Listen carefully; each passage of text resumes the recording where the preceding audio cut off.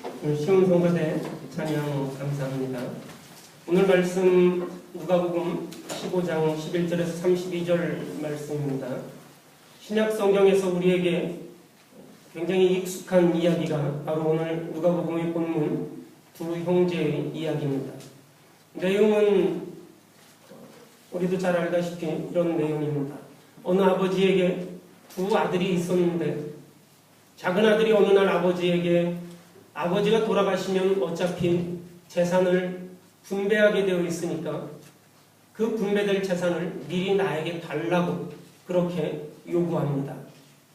아버지는 작은 아들에게 돌아가야 될 그러한 재산을 미리 분배해 줍니다.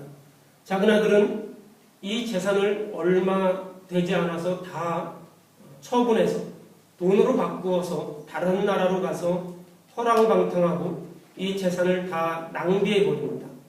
그리고 그 나라에 큰 흉년이 들어서 생활이 몹시 어려워지자 짐승 기르는 일꾼이 되어서 지내다가 내가 이렇게 여기에서 살면서 이런 대접을 받고 사느니 차라리 아버지 집으로 가야겠다. 아버지 집의 일꾼은 이 생활보다 더 나으니 내가 염치가 없어서 아들이 아니라 아버지 집의 일꾼으로 써달라야겠다. 이렇게 하고 집으로 돌아옵니다.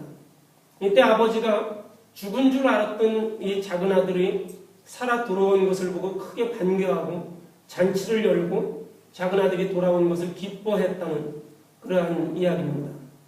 아버지의 재산을 가지고 갔던 작은 아들이 다시 돌아왔는데 아버지와 함께 아버지의 일을 돌보았던 큰아들은 그 불만이 매우 컸습니다. 아버지의 재산을 떼어가지고 가서 자기 마음대로 쓰고 낭비하고 그렇게 허랑방탕하다가 이제 거지꼴이 되어서 돌아온 이 동생, 그리고 그런 동생을 가슴 깊이 환영하는 아버지가 굉장히 못마땅했습니다. 그래서 이 아버지에게 그렇게 말합니다. 나는 여러 해 동안 아버지를 섬기고 열심히 일했지만 나에게는 염소 새끼 한 마리를 주어서 내 친구들과 함께 즐기게 하지 않았는데 아버지 재산을 창녀들과 함께 다 삼켜버린 아들이 돌아오니까 송아지를 잡고 잔치를 하는 것이 가당키나 한 일이냐, 이렇게 아버지에게 묻습니다. 이에 아버지가 큰아들을 달래서 이 잔치의 자리에 함께 하자는 그 내용이 오늘 본문의 이야기입니다. 이 본문을 보면 큰아들이 잔치자리에 들어갔는지 들어가지 않았는지 이 본문은 그것을 매듭짓지 않습니다. 이 이야기의 근거는 누가복음 15장에 나오는 1절과 2절의 내용입니다. 바리새인들이 생각하기에 예수님이 정말로 하나님의 아들이라고 한다면 그는 종교 생활을 잘 하고 있는 바리새인이나 율법가들과 함께 어울려야지 세리와 죄인들과 어울리고 음식을 먹을 수는 없는 일입니다. 오늘 누가복음 15장 1절 2절에 보면 모든 세리와 죄인들이 말씀을 들으러 가까이 나아오니 바리새인과 서기관들이 수근거려 이르되 이 사람이 이 죄인을 영접하고 음식을 같이 먹는다 하더라, 이렇게 말하고 있습니다. 이 바리새인들의 비난에 예수님이 답하신 것이 누가복음 15장에 나오는 세 가지의 이야기입니다.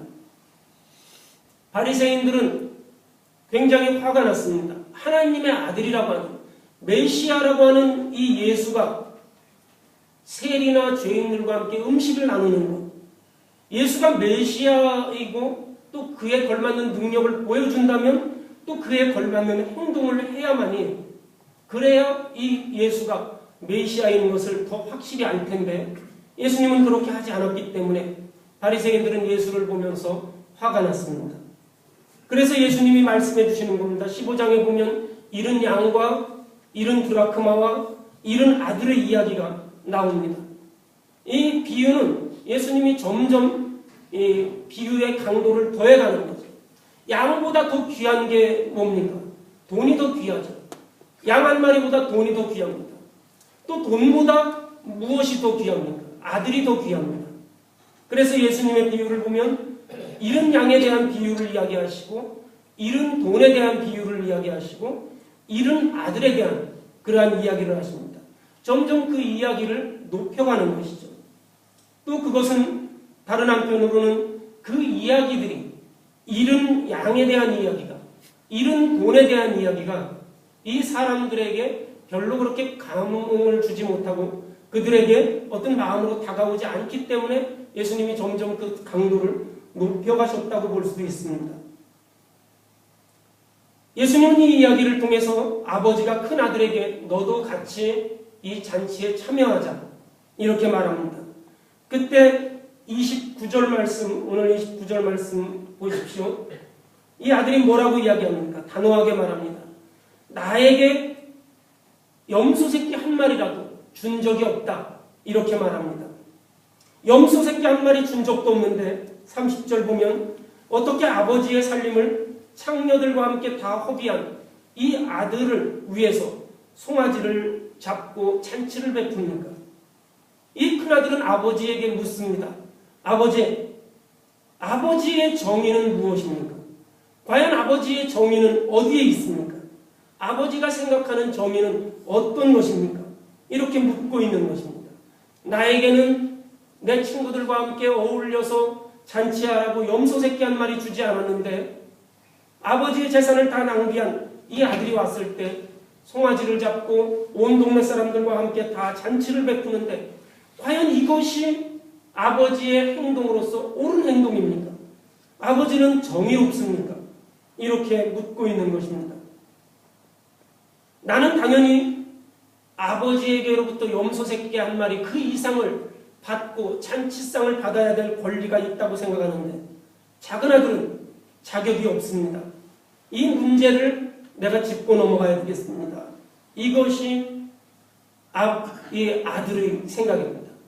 이 이야기는 이것은 아버지 혼자만 결정할 것이 아니라 이것은 반드시 짚어야 될 그러한 문제입니다. 한 번도 불순종한 적이 없었던 이 아들이, 큰아들이 아버지에게 순종하지 않는 모습을 보이는 겁니다. 아버지가 정의롭지 못합니다. 아버지의 정의가 없습니다. 한 번도 불순종하지 않았는데 반기를 들고 아버지, 이 문제는 내가 따져야 되겠습니다. 라고 이야기합니다. 여러분은 어떻게 생각하십니까? 아버지는 아들에게 이 잔치자리에 같이 들어가자 이렇게 이야기합니다. 하지만 아들은 그렇게 하지 않겠다고 이야기합니다. 그리고 성경은 이 큰아들이 들어갔는지 들어가지 않았는지 결론을 내지 않습니다. 이 이야기를 듣던 바리새인들은 숨을 죽이고 이 이야기를 들었을 겁니다. 왜 그렇습니까? 결론을 예수님이 맺은 게 아니라 결론을 감추고 바리새인들에게 묻는 것입니다. 너는 잔치에 들어갈래? 들어가지 않을래? 이렇게 묻는 것입니다. 예수님이 큰아들이 잔치에 들어가야 하는지 들어가지 말아야 하는지 오늘 우리에게도 묻고 계십니다. 너는 잔치에 들어갈래? 들어가지 않을래? 누가복음 15장 11절에 나오는 이 두 형제의 이야기는 죄의 본질에 대해서 우리에게 말해주고 있습니다. 우리가 생각할 때 이 둘째 아들 이것을 이야기하면서 탕자의 비유다 이렇게 이야기합니다. 죄 지은 아들이 다시 돌아왔다. 그래서 이 둘째 아들은 당연히 죄인이죠. 탕자라고 합니다. 그래서 이 이야기를 우리는 탕자의 이야기다 이렇게 말합니다. 하지만 큰아들도 탕자라는 것입니다. 죄의 본질을 이 성경은 이야기하고 있는데 작은 아들은 나쁜 아들이고 큰아들은 성실한 아들이지만 이 둘 다 나쁜 아들이라고 이 성경은 우리에게 말하고 있습니다. 죄가 무엇입니까? 예수님은 큰아들의 태도를 통해서 우리에게 죄를 가르쳐 줍니다. 열심히 종교생활을 하고 하나님을 따르고 이 큰아들의 그 마음 속에 사랑이 없습니다. 그에게는 의만 남았습니다. 큰아들은 어떤 마음입니까? 이렇게 살면 하나님께서 나에게 복 주실 것이다. 내가 이렇게 사는 것이 하나님에게 복 받는 마땅한 길이다. 이런 생각이 있습니다. 큰아들과 아버지의 내면적인 거리감은 큰아들과 아버지는 늘 함께 있었지만 아버지와 큰아들의 내면적인 거리감은 너무나 큰 것입니다. 그 내면적인 거리감이 커진 이유는 바로 큰아들 안에 있는 교만입니다. 나는 선하고 동생은 악하다. 그는 버림받아야 하고 나는 택함받아야 한다. 나만 선하다고 하는 자기의 교만함이 아버지의 잔치자리에 들어가지 못합니다. 유산이라는 것은 죽은 사람이 남기는 것입니다. 작은 아들이 아버지에게 아버지의 유산을 나에게 물려주십시오라고 이야기한 그 순간 작은 아들의 마음속에 아버지는 죽은 겁니다. 아버지는 있는 것이 아닙니다. 아버지 재산을 어차피 유산으로 물려줄 건데 아버지 그 유산을 나에게 주십시오 라고 이야기했을 때 그 아버지는 이제 그 아들의 마음속에 죽은 겁니다. 니체가 뭐라고 했습니까? 신은 죽었다 이렇게 이야기하지 않습니까? 바로 그겁니다. 둘째 아들의 마음속에 아버지는 죽은 겁니다. 더 이상 아버지는 존재하지 않는 사망한 사람과 마찬가지입니다. 이 아들은 아버지의 재산을 원했지 아버지를 원한 것이 아닙니다. 아버지가 살아있든 죽어있든 전혀 중요한 게 아닙니다. 어차피 아버지가 죽으면 나한테 돈을 주게 돼 있는데 그걸 미리 주십시오. 그리고 그 돈을 가지고 다른 나라로 가버렸습니다. 아버지와 이 아들과의 관계는 끝이 나버린 겁니다. 큰아들은 어떻습니까? 아버지의 말을 굉장히 잘 들었습니다. 아버지의 말을 잘 듣고 아버지를 따랐습니다. 그런데 과연 큰아들이 아버지를 원했습니까? 아니면 아버지의 소유를 원했습니까? 아버지와 가까이 있었습니까? 아니면 멀리 있었습니까? 아버지가 죽었다고 선고하고 그 유산을 가지고 먼 나라로 가버린 아들이나 그 집에 있었던 큰아들이나 똑같다는 것입니다. 아버지의 곁을 떠나지 않았지만 한 번도 떠난 적은 없지만 이미 아버지에게 멀리 떠나 있는 것이 바로 이 큰아들입니다. 두 아들은 모두 아버지를 사랑하는 것이 아닙니다. 아버지의 재산을 사랑했다는 것입니다. 이것이 죄의 본질입니다. 큰아들의 죄는 도덕적으로 완벽하고 아버지의 율법을 잘 지킵니다. 그래서 아버지의 기업과 소유를 받기에 합당하다고 그렇게 말합니다. 이 모습은 우리 인생에 있어서 우리가 예수는 필요 없다. 내가 나의 노력으로, 나의 행동으로 하나님 앞에 이루를 것이다. 나의 행동을 보며, 나의 노력을 보며 하나님께서 나에게 복 주실 것이다. 이런 죄인된 태도입니다. 오늘 말씀에 보면 누가복음 15장 29절 말씀에 보면 내가 여러 해 아버지를 섬겨서 명을 어김이 없었다 이렇게 말씀하고 있습니다. 그런데 이 말씀을 보면 내가 여러 해 아버지를 섬겼다. 영어 성경에 보면 I've been slave이라고 그렇게 되어 있습니다. 내가 종처럼 섬겼다는 것. 내가 종처럼 섬겼다는 것. 왜 이렇게 종처럼 섬겼습니까? 내가 왜 종처럼 아버지를 섬겼습니까? 그렇게 종처럼 섬겨야 아버지의 재산을 내가 다 가질 수 있다고 그렇게 생각했습니다. 왜 슬레이브처럼 그렇게 섬겼습니까? 왜 아들로 아버지와 교류하지 아니하고 나는 아버지의 아들이니까 아버지와 함께하고 아버지의 마음을 헤아리고 아버지와 함께 교제하고 아버지와 함께 슬퍼하고 아버지와 함께 기뻐하지 아니하고 왜 종처럼 그렇게 아버지를 섬겼습니까? 종처럼 섬길 때 내가 아버지의 재산을 가질 수 있다고 생각을 했습니다. 그럴 때 복되다고 생각을 했습니다. 제가 제 인생 중에서 가장 즐거웠던 때가 캐나다에 처음 왔을 때입니다. 캐나다에 처음에 왔을 때 우리 전도사님이 저한테 복권을 한 장 사주셨어요. 그때는 한국이 주택 복권이라 1등 하면 1억이었지만 이 전사님이 저한테 그러더라고요. 목사님 1등 하면 1억이지만 캐나다는 10억도 되고요. 100억도 됩니다. 이번 주에 안 맞으면 다음 주에 또 넘어가기 때문에 100억도 되고 200억도 됩니다. 그리고 또 더 놀라운 사실이 있는데요. 번호를 고를 수 있습니다. 그냥 목사님 한국에서는 그냥 1,000원 내고 한 장 사봤지만 여기선 번호를 고를 수가 있습니다. 그래서 제가 이거를 사왔어요. 그러고서 딱 저한테 주더라고요. 그러면서 제가 목사님 이게 목사님 캐나다에 온 날 목사님 생일 뭐 이런 거 다 이렇게 해가지고 만들었습니다. 주더라고요. 제 생각에 이게 될 것 같은 거예요. 왜냐하면 한 번도 복권을 내 손으로 이렇게 사본 적은 없지만 이렇게 그 번호를 내가 고른다는 걸 상상을 못했죠. 주택복권은 그냥 돈 내면 그냥 이걸 주는 건데 여기에 와서 번호를 고른다니까 내가 좀 기도를 좀 많이 하고 이걸 고르면 될 것이다. 뭐 그런 생각도 들고요. 전도사님이 또 이렇게 기념으로 사줬는데 이게 또 될 것 같다. 이런 생각이 좀 들더라고요.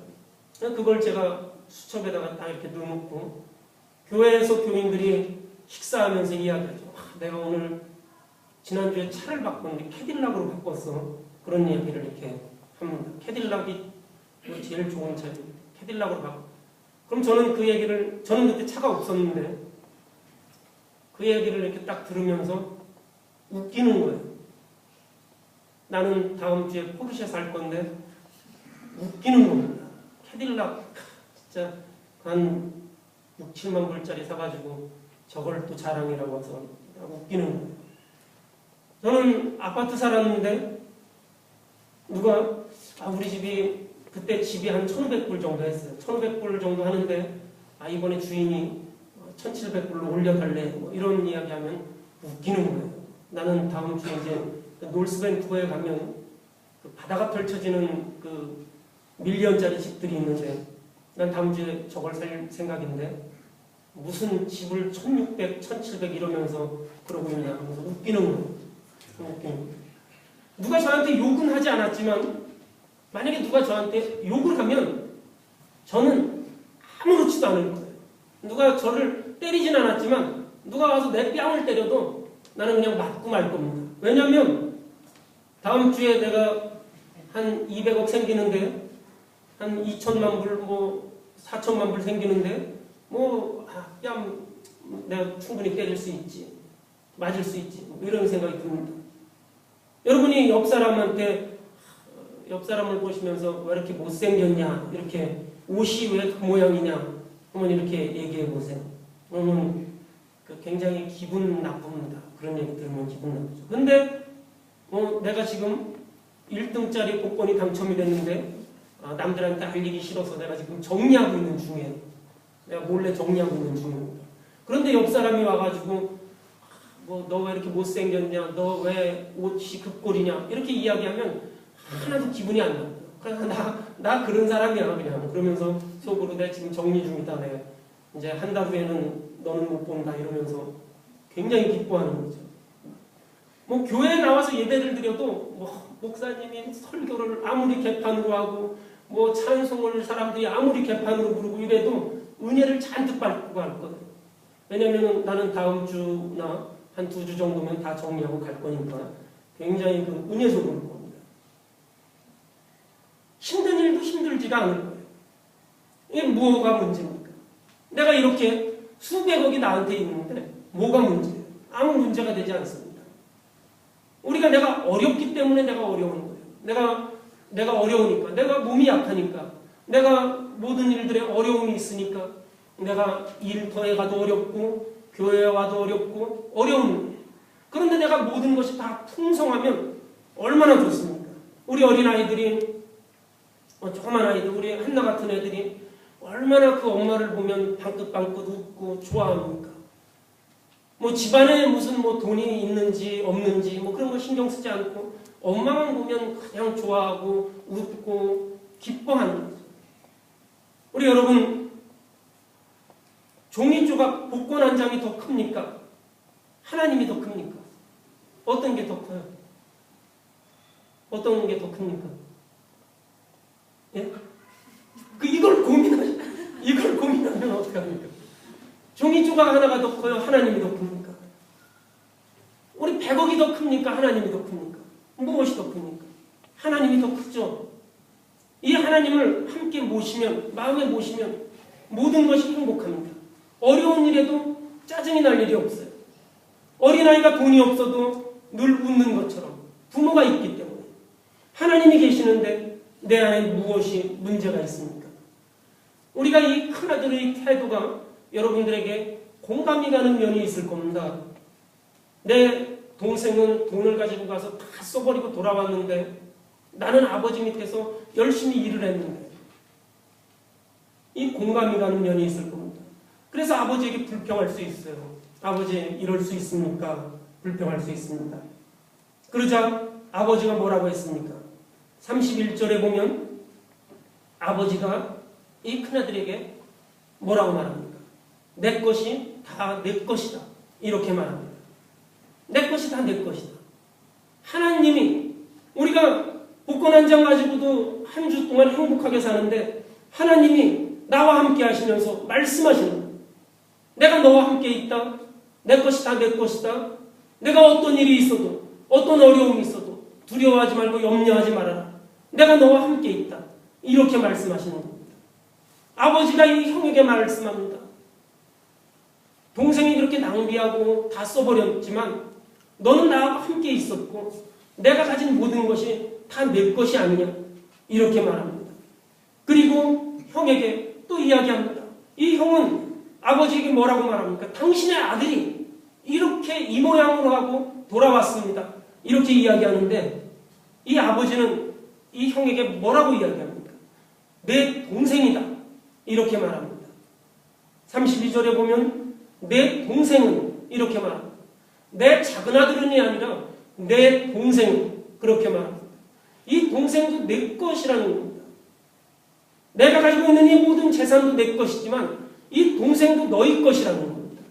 큰아들은 당신의 아들이 이렇게 이야기하지만 아버지는 이 동생마저도 내 것이라는 겁니다. 동생이 가지고 있는 모든 것들, 내가 동생에게 무엇인가를 준다고 해도 그 모든 것이 다 내 것이다. 동생도 내 것이고 내가 가진 재산도 다 내 것이고 여기 있는 모든 것이 다 내 것이 아니냐. 이렇게 말합니다.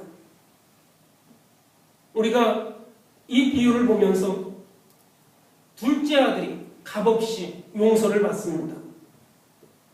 값없이 용서를 받습니다. 여기에 예수 그리스도의 십자가가 이 비유에 나와 있습니다. 우리에게 십자가를 지라고 말씀하십니다. 용서를 받는 사람은 값없이 받습니다. 동생은 그냥 집으로 돌아오면 용서가 다 되는 겁니다. 그러나 용서를 해주는 사람은 대가를 치러야 합니다. 남아있는 재산은 모두 다 내 것이라고 했으니까 내가 가진 재산의 일부를 동생에게 또 떼어서 주어야 합니다. 동생을 받아들인다는 것은 내 일부를 또 동생에게 주어야 한다는 겁니다. 이런 희생이 따른 겁니다. 이것이 십자가의 사랑입니다. 용서를 받는 사람은 대가가 없지만 용서를 해주는 사람은 대가를 치러야 합니다. 예수님께서 이 형에게 이 대가를 요구하십니다. 십자가의 희생을 요구하십니다.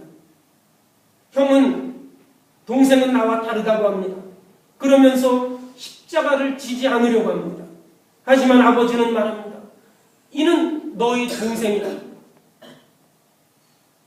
이와 같은 이야기가 구약 성경에 보면 창세기 4장에 나오죠. 가인과 아벨의 이야기입니다. 하나님이 가인에게 묻습니다. 내 동생이 어디 있느냐? 이렇게 묻습니다. 너희 동생이 어디 있느냐? 그러자 이 가인이 그렇게 이야기하죠. 내가 동생을 지키는 자입니까? 이렇게 묻습니다.